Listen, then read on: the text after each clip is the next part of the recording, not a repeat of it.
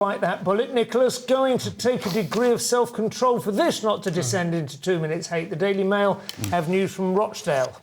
Right. Rochdale grooming gangs are still preying on girls. Whistleblower warns 96 men pose risk to children as damning report reveals police left victims at the mercy of pimps and abusers who impregnated and threatened them with guns. So this is a big story, obviously. It's a sad story of our times. It keeps coming back.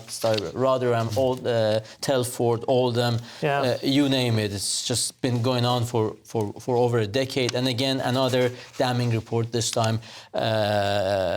Implicating Rochdale Council and Greater Manchester Police, who have apologized because these girls, a huge number of them, were let down for so many years, and they're still being let down, and they're still, and that's the irony of it. The whistleblower, we have two, let's say, heroes of the story. That's the only positive element of the story. These two ladies who maybe are due for some sort of recognition because nobody believed them at that time, and they bravely stood up, rang the alarm bells. One of them quit their job in the police force to expose this. Exactly. And one aspect of it is always the reporting as well. And I know a lot of people draw attention to this on the BBC, but it's happening here in the Daily Mail as well. They always say gangs of mainly Asian men. Well, that seems an unnecessary. If you're going to identify with the organising principle, the connecting trope of these men, they're not Asian. That's a vast continent. They're not Chinese. They're not Korean. They're not even Tamil.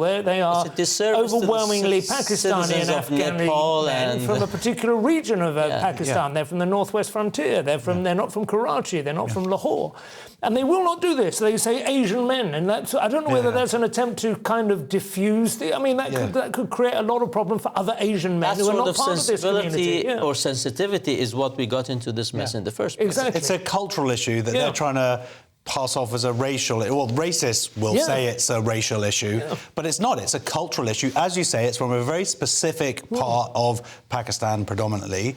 And there are cultural attitudes towards women and rape and all these things. And this needs to be addressed. You know, we can't have this cultural relativism where it's just like, well, they're a different culture. And women who are white, because women who were white or girls who were white were seen as fair game. And it's not girls, but I just want to say children. They're children. They were children, you know? Of course. Yeah, minors, obviously. And one sad story, and of course the deplorable performance of the police forces. Some of the retired ones refused to even cooperate with the inquiry. But another telling or disconcerting element is that the community of the Pakistani population didn't step forward and didn't basically tell on these members of their own community. And that is something that is not talked about. No, absolutely. Now,